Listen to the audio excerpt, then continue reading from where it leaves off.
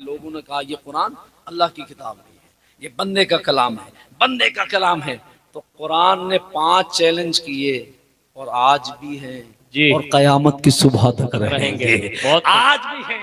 اب بہت ہم اچھا۔ کہتے ہیں کہ کوئی جواب پہلے نہ لا سکا ہو تو اب زمانہ ترقی کر گیا، تو اب 2024 میں لیا ہو، 25 میں لیا ہو، 26 میں واہ لیا واہ ہو، واہ واہ واہ 50 تک قیامت تک کا پورا ٹائم ہے، جب تک مرضی چاہے جواب لیا ہو۔ جی دنیا ختم تو ہو سکتی ہے، سورج پھٹ تو سکتا ہے، پھٹ کے رہے گا، زمین پھٹے گی، پھٹ کے رہے گی، مگر اللہ کی عزت کی قسم خدا کی کتاب کا جواب نہیں ہوگا۔ بے شک۔ اب سنو، یہ 5 چیلنج کیے قرآن میں۔ پہلا چیلنج سورہ بنی اسرائیل میں ہے، قُلْ إِنِ اسْتَمَعَتِ الْإِنسُ وَالْجِنُّ وَلَا يَأْتُونَ بِمِثْلِ هَذَا الْقُرْآنِ وَلَوْ كَانَ بَعْضُهُمْ لِبَعْضٍ ظَهِيرًا۔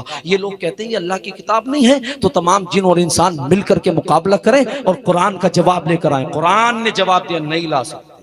اچھا، ساتھ میں یہ بھی کہا لاؤ، پھر کہا نہیں لاؤ۔ یہ کہتے نا تو کر یہ کام، اور پھر اسے ذلیل کرنے کے لیے تیرے بس کی بات نہیں، ڈاؤن ہو جاتا نا، تو قرآن نے کہا لاؤ، پھر کہا نہیں لا سکتے۔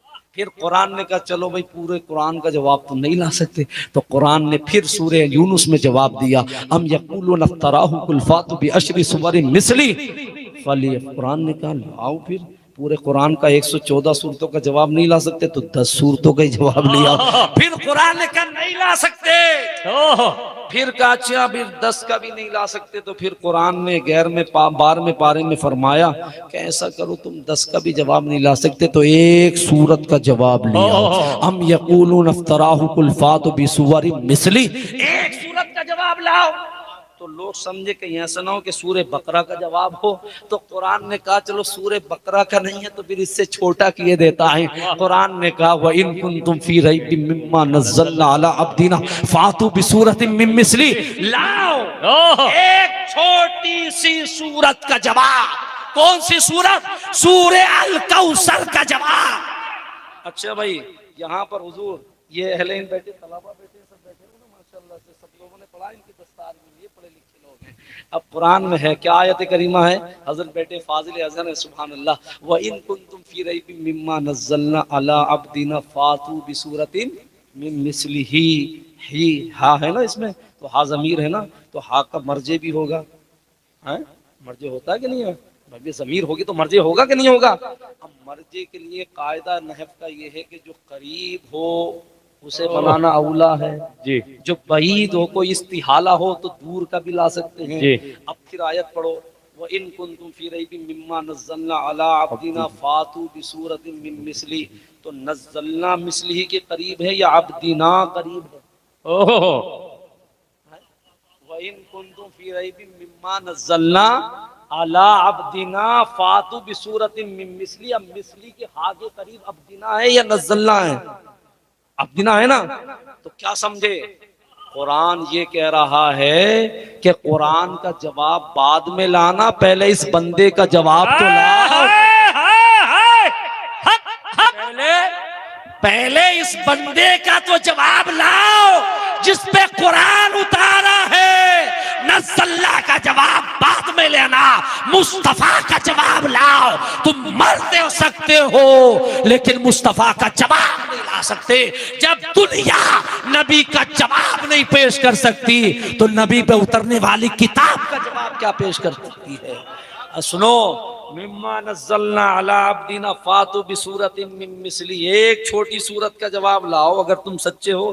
پھر قرآن نے بڑا ذلیل کیا، قرآن نے کہا فَإِن لَّمْ تَفْعَلُوا وَلَن تَفْعَلُوا فَاتَّقُوا النَّارَ الَّتِي وَقُودُهَا النَّاسُ وَالْحِجَارَةُ۔ تمہارے بس کی بات ہی نہیں ہے، تمہارے بس کی بات ہی نہیں ہے، تم سے یہ کام۔ اچھا پھر نون ثقیلہ ہے اور لام تاکید ہے، لن مضارع پہ داخل ہے، کئی تاکید ہے، ہرگز تمہارے بس کی بات نہیں ہے، تم نہیں لا سکتے، تمہارے بس کی بات نہیں ہے، تم نہیں کر سکتے یہ کام۔ اچھا ایک بات بتاؤ، قرآن نے کہا کہ اس کا جواب لے آؤ، پھر قرآن نے 5واں چیلنج کیا کہ تم ایک سورت کوثر کا بھی جواب نہیں لا سکتے، تو کم سے کم ایک آیت کا، ایک سینٹنس کا سورہ الطور میں فرمایا، سورہ الطور میں 26 میں 27 میں پارے میں فَلْيَأْتُوا بِحَدِيثٍ مِثْلِهِ، ایک جملہ اس کے مقابلے میں لے آؤ، ایک جملہ۔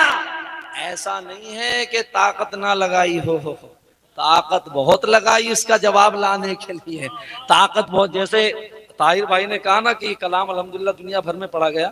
اور آج تو مجھ سے کہہ رہے تھے کہ کچھ لوگ بہت اچھے ہیں، دیانتداری سے پڑھتے ہیں، مکتب بھی ساتھ میں پڑھتے ہیں الحمدللہ. ورنہ آج کل تو کچھ شاعر ایسے ہیں کہ کلام کسی اور کا ہوتا، مکتب اپنا لگا کر کے اسے پڑھ دیتے. ہاں، مراد آباد کے ایک شاعر تھے جگر مراد آبادی، وہ تو رئیس المتوسلین تھا، بڑا شاعر تھا. اس کے ساتھ بھی ایک دھوکہ ہو گیا. سیدھے آدمی تھے، ان کے شاگرد ساتھ میں تھے، ایک مشاعرے میں جا رہے تھے، انہوں نے کلام لکھا اور اپنی جیب میں ڈال لیا شیروانی کی. وہ شاگرد جو ساتھ میں تھے نا، انہوں نے کیا کیا، وہ کلام نکال کے اس کی کاپی کر کے جیب میں ڈال دیا. وہ جیب میں ڈال دیا تو سب جو تھے بھائی جگر صاحب سے سب پہلے ہی پڑھیں گے، جگر صاحب تو سب سے بعد میں پڑھیں گے.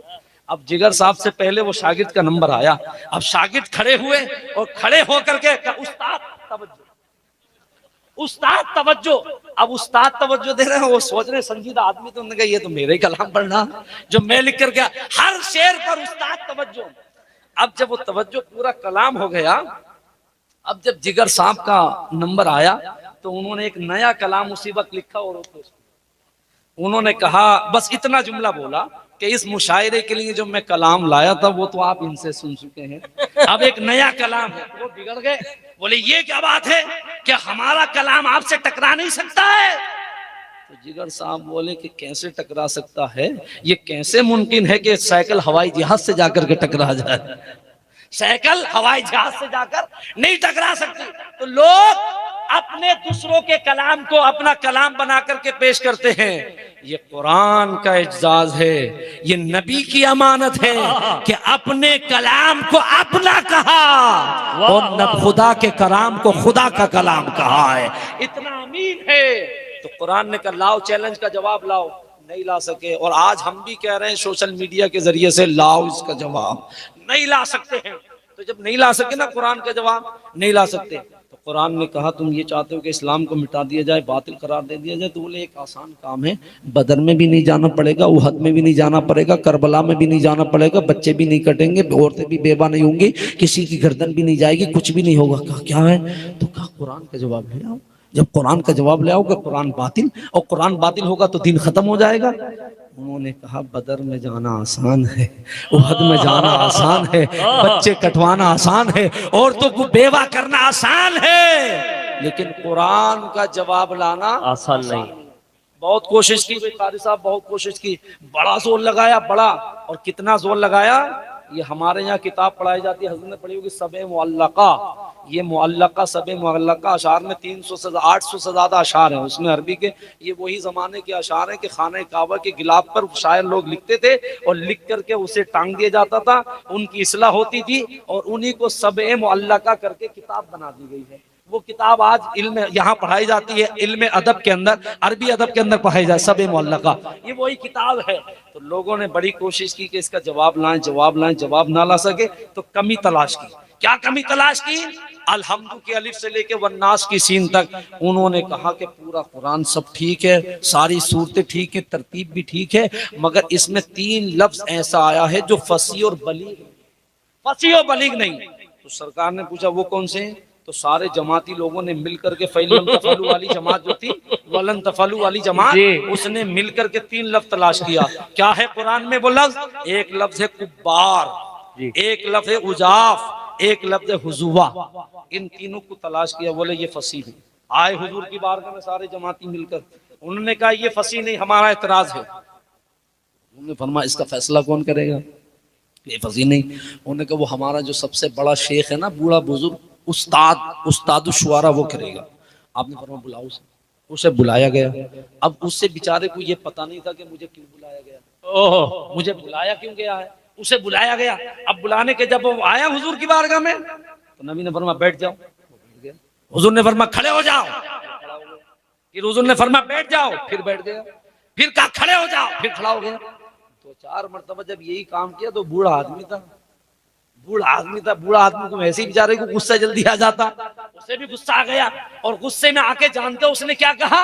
اس نے کہا تتخذنی حضوا وانا شیخ الکبار وہذا من کل شیء. تو سرکار مسکرائے اور حضور نے مسکرا کے فرمایا بس انہی 3 لفظوں کے بارے میں پوچھنا تھا، یہ فصیح ہے کہ نہیں ہے؟ اس نے کہا کلام عرب میں اس سے زیادہ فصیح کوئی الفاظ ہی واہ واہ واہ واہ واہ واہ واہ واہ واہ، زیادہ فصیح کوئی الفاظ ہی نہیں ہے۔ تو لوگوں نے بڑی کوشش کی۔ اچھا جب قرآن کے جواب نہ، اس زمانے میں نا وہ شعر لگائے جاتے تھے سب معلقہ، تو صحابہ کو بھی ایک دن ایک بات سوجی، انہوں نے کہا کہ ایسا کریں میں یہ سب کے شعر تلاش کیے جاتے ہیں، اس میں کچھ نہ کچھ لکھتا، تو ہم بھی قرآن کی کچھ آیتیں لکھ کے لگائیں، وہ بڑا والا بوڑھا جو شیخ ہے دیکھیں گے کیا لکھ کے جائے گا۔ تو انہوں نے نا جیسے مصرے لکھے جاتے ہیں، مصرے شعر کہ پہلا مصرا اور دوسرا، تو انہوں نے سورہ کوثر کو اٹھایا اور اٹھانے کے بعد کیا لکھا تختی پہ؟ انا آتیناک الکوثر فصلی لربک وانحر، ایک شعر ہو گیا۔ انا شانیک هو الابتر، ایک مصرا ہوا، اس کے آگے ڈیڈنس لگا کے چھوڑ دیا۔ اب دیکھیں چوتھا مصرا کیا لگے گا۔ واہ واہ واہ واہ، 3 مصرے لکھ دیے، ایک شعر ہو گیا، اب دیکھیں چوتھا کیا لگائے گا۔ لگا دیا، لٹکا دیا خانہ کعبہ کے غلاف میں۔ اب وہ جب دن آیا اس کے چیک کرنے کا، تو یہ بھی آڑ سے کھڑے ہو گئے، دیکھیں بھائی کیا چیک کرتا ہے۔ اب یہ سارے لوگوں کے وہ چیک کرتا رہا، کچھ نہ کچھ لکھتا رہا، چیک کرتا لیا، لکھتا رہا، لکھتے لکھتے جب وہ یہاں آیا، یہاں پہنچا، انا آتیناک الکوثر فصلی لربک وانحر ان شانیک هو الابتر، وہ سوچتا رہا، اس کا قلم رک گیا، رکنے کے بعد سوچتا رہا اور سوچنے کے بعد کچھ لکھ کے وہاں چلا گیا۔ اب یہ بڑے پریشان ہوئے کہ یار کیا لکھ کے گیا ہے، کیا لکھ کے گیا، کیا اصلاح کی ہے؟ انہوں نے لکھا تھا انا آتیناک الکوثر فصلی لربک وانحر ان شانیک هو الابتر۔ جانتے ہو اس نے کیا جواب لکھا؟ اس نے لکھا ھذا لیس من کلام البشر، یہ بشر کا کلام ہی نہیں ہے، یہ تو رحمان کا کلام، یہ تو بشر کا کلام ہی نہیں ہے، یہ تو رحمان کا کلام ہے۔ ایسی کتاب رحمت اللہ نے عطا فرمائی۔